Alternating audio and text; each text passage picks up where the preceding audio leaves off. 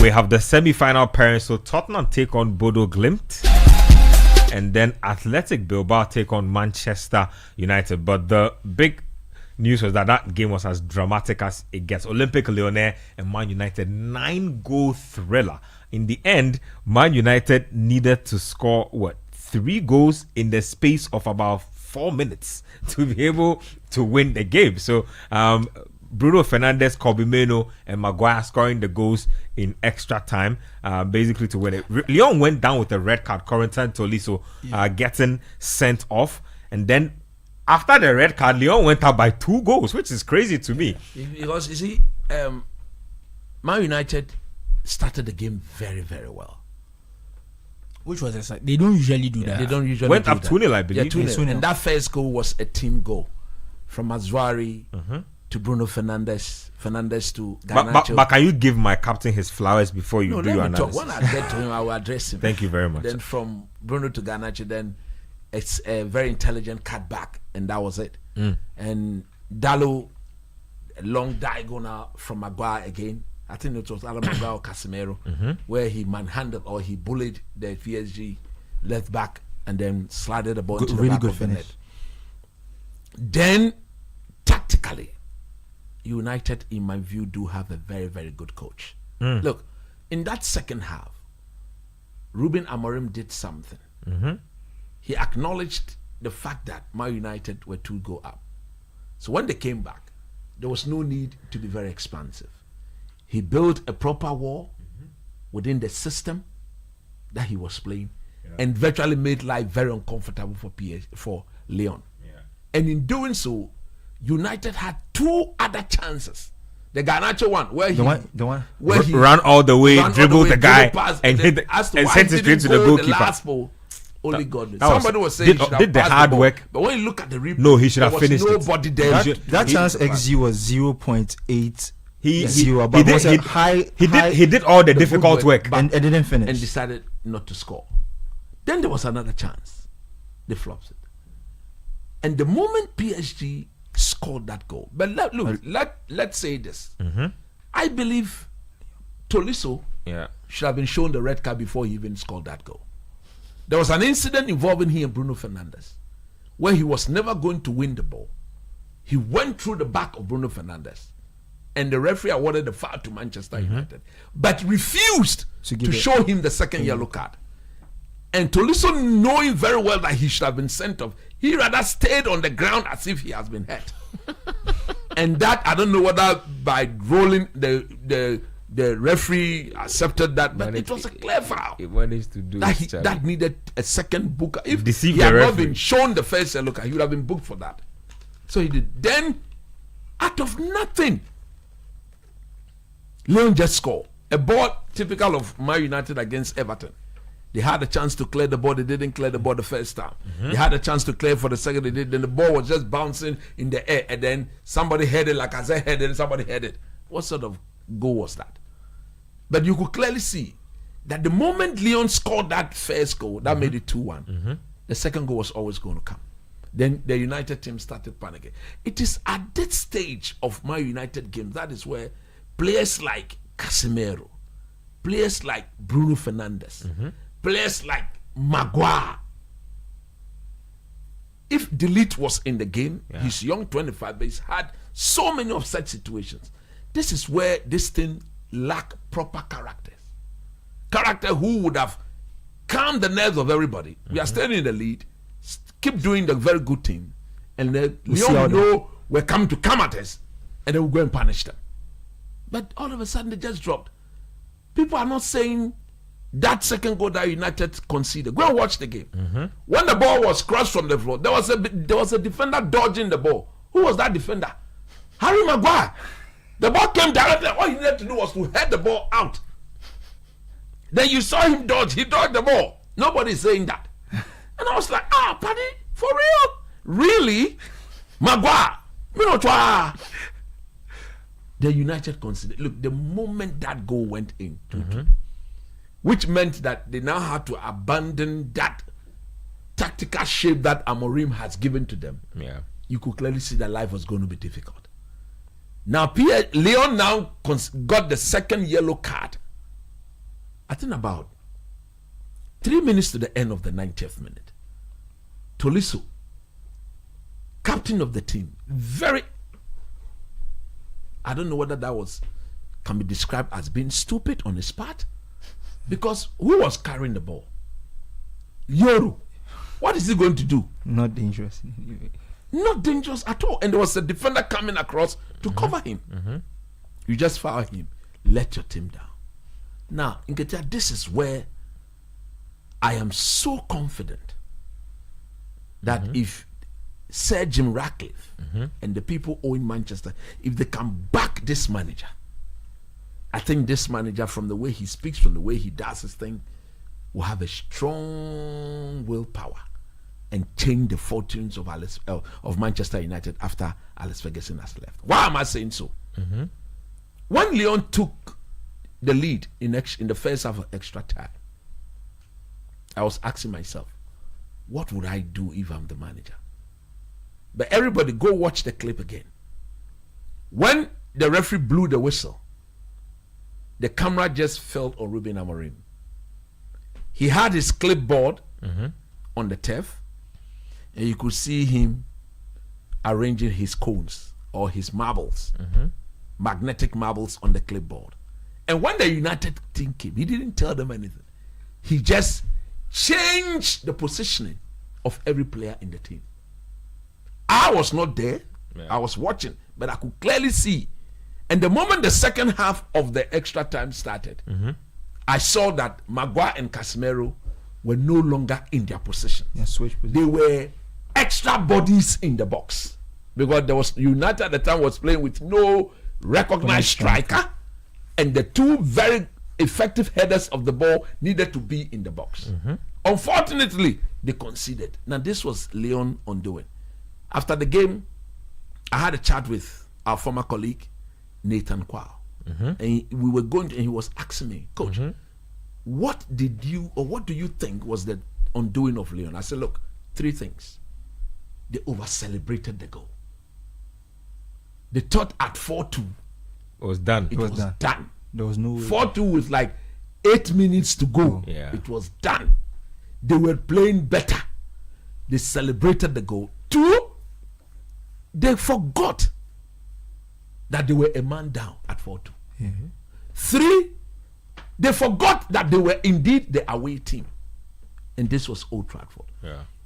So when I listened to their coach after the game, he alluded to all these factors that they could have managed. They over-celebrated and they forgot they had to manage the game better, because a typical Manchester United historically would not want to go down 10 men, 2 goals. I need to take a couple more other thoughts and do one local story. So let me just finish. So you want me to applaud Harry Maguire? You should. I'm not coming. You've kept long. I'm even I'm surprised. not going to you know my issues with him. No, but you know that it's more than that. You need to The have truth be told. composure, positional awareness. Look, truth be told, tactically, technically, look, he showed proper technical awareness with his head. Because normally players are told to return the ball back to where it came from. If you look at his body positioning, the ball did not allow him to meet it with his forehead like that. He had to twist his head and return the ball back to where it came from. And the ball went across the goalkeeper, giving the goalkeeper no chance. I loved the way he celebrated. You see the arrogance with his celebration. Raising his hand and then just he knows he's him. Sliding on the tennis. He knows he's him. Hey, size 50 pound. My captain, your captain. He's not my captain. My captain is Bruno Awareness Fernandez. Bruno Fernandez is my captain. Look, just learn from me. Let me go. Whatever happened yesterday, yeah. At the end of the day, I just realized that it was one of those nights that reminded every Manchester United supporter that these are historical things, doings, actions that is embedded in the DNA of this club. We were used to this under Sir Alex Ferguson. Back Ruben Amorim, and there'll be more of such beautiful moments. Let me take ground on who you think will win this Europa League. So we have Spurs, Bodo Glimt, United, Bilbao. Bilbao are hosting the final. Bilbao have extra motivation, a lot of extra motivation, but motivation is not enough. But I worry about Manchester United squad because when I was looking at the bench last night, the Manchester United bench, there's not a lot of game changes. No depth. And that, for me, is the problem because if you go down, you are chasing the game. You need to make a tactical change. It becomes very difficult. But I'm happy Ahmad will be back. I mean, he started training. He'll be back in 3 weeks' time. Delete will be back. Ahmad alone as a forward player changes the quality going forward. So he will come and add value. Yesterday, Ona look sure. No more blow no me. Ona look sure. I was even surprised to see him. I'd forgotten he was a United player. So look sure. So yeah, so that's what I was saying. Let me describe Luke Shaw. Wait. Let me talk about Luke Shaw. You saw him. You saw the stomach. I didn't Go and watch. I didn't see. You saw his behind. I didn't see. You didn't see his back. I didn't see. Come here, Luke Shaw. Tomorrow your name was saying, Luke Shaw. He's been inactive. Pardon him. If you have been inactive, you don't go to the gym and gym yourself out a bit. He begs. Look at the flap on his stomach. Enough. No wonder Ruben Amorim said he should have played for 30 minutes. You see, when he started breathing, look at this man. He will die on the page. You will not take him out. No, so now I've even lost what was I saying. Is It's okay about United not having changes for their bench. Yeah, so when I looked on the bench, I was looking at the players like, is this Manchester United? So who's going to change the game? Like, who's going to change the game? Rashford left, Anthony left, Malasha left, Jim Ratcliffe and the people. They didn't buy players for the coach. You'll be fine. And Zexi, I believe, is out for the season. So that's another issue because Rasmus Højlund. No. And for me, it's like I don't understand because at least when he came first, he was doing the basics right. Now even the basics, he's struggling. You see, the problem is that. Let me tell you what the problem is. I think the problem is that I think he needs to be coached with his movement properly demarcated. He's running everywhere. We need him in the box. If you look at this, is what Unai Emery did to Oli Watkins. Until Unai Emery, Watkins, the next moment is on the left, the next moment is on the right, by the corner. But Unai Emery restricted him to the box. That box, all your movement should go in the box. That's your office. That's your office. And it takes proper coaching to do that. And I have no doubt whatsoever. The young man is still young. Bring in an experienced striker, not Delap. Nah, they can Delap. You do it. Let's see. Oh, Charlie, I'm going to Delap. So, and that scares me because if you are looking at Højlund and he's playing this way, can he get you the goals in the tough situations? Will he even be in the right position to get the goals? Because even look at Tagliafico's goal. It was his goal in the end, but Lacazette was there when Onana kind of got it out to get the rebound. The number 9 was in the right position. I don't know if Højlund can do that. And like you said, the lack of attacking options on the bench, it just bothers me so much. So it's very difficult. But look, on the other side, Spurs, with all due respect to Bodo Glimt, it's a great story. Bodo Glimt's wage bill is €6 million a year. Beautiful story. Spurs done but Spurs have one player they are probably paying €6 million a year, and he's not the highest paid player in the team. So who plays home first? Let me just check that for you. So for Spurs, I'll be real. For Lazio, an embarrassment not to knock out. Spurs play home first. Wow. It was an embarrassment not to knock out Bodo Glimt on Lazio's part. Yeah. It would be embarrassing for Spurs if they do knock Bodo Glimt out. And like we always say, a final is a one-off game. Anything can happen. If you remember, the last Champions League final Spurs played in, the game was kind of done early because of that penalty. It kind of killed the game and that kind of stuff. So for me, Spurs should get to the final. But the United Bilbao part of the equation is very interesting because I'll be honest, I've complained about Amorim in the league. It's like Amorim in the league and Amorim in the Europa League are two different managers. Seriously, because looking at that United team and the players they had, when they went 4-2 down, and I looked at the team, I was like, what are they going to do? But there was an idea, there was determination. So there's some good traits for sure with Amorim, but they are not translating to the league for whatever reason. But Charlie, let me say something on Menu's goal. That was a brilliant goal. Very good goal. Very good goal. He's that good in such tight situation. Look at the first touch. The second touch, take it away from the defender. And then the third one, to bend the ball into the back. How he finished, you know what it reminded me of? The goal he scored in the FA Cup final. Yeah, in the way he finished the ball. And then the one he scored against Liverpool in the league, that 2-2. Yeah. Then he just bent it. And he has some interesting goals where he kind of moves the ball quickly and gets a shot away. So he's a very talented. I do want to say this though. I like what Amorim did after Man United went down in the tie, but I felt like the management of the game wasn't done in the best way, especially after Lyon went a man down in the first half of the extra time. And that one, and the players no my bro. You see, when Lyon went down 10 men, they went to a low block. This Man United team don't have technical players to break down the low. So it was passed. That is why I credited him that at that time the only possible route to go was to put the best headers of the ball in the box, stretch Lyon, and put in the crosses, and let's see what happens. And unfortunately, that paid off. Yeah. So, but I'll give some shout out to Malik Fofana. Yeah, he was very dangerous. He looked very exciting, and Lyon also have a lot of financial trouble. If they don't get a certain amount of money, they will be relegated. Let's not forget that they have this hanging over their head.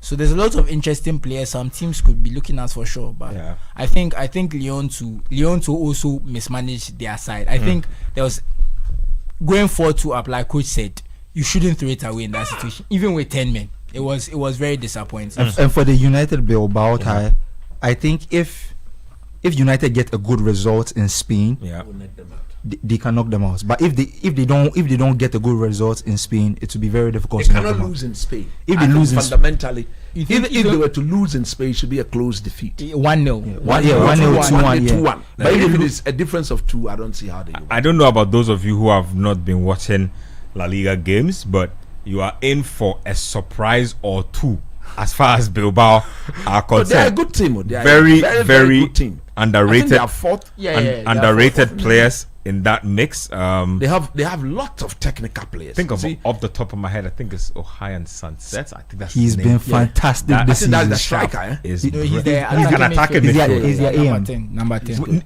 Nico Williams is the guy who's been a little disappointing for me this season, based on all the hype that surrounded him going into this year. I don't think he's done 10 goals and 10 assists. But you see, I'm actually not surprised. I don't think his numbers were particularly great before. But I think a lot of teams thought he was about to take the next jump. You see, I think sometimes it's like when we see a player perform for his national team, and the way the national team plays more to his strengths than because Bilbao, their culture is very direct. They have technical players, but it's in their culture to play a certain type of football. That's why we've seen them bring Llorente and Arduis into their first team. How many Spanish teams play with that big bulky striker? It's a cultural thing for them. They have a certain way of playing. That's to kind of. But Nico too had fitness problems at the first half of the season.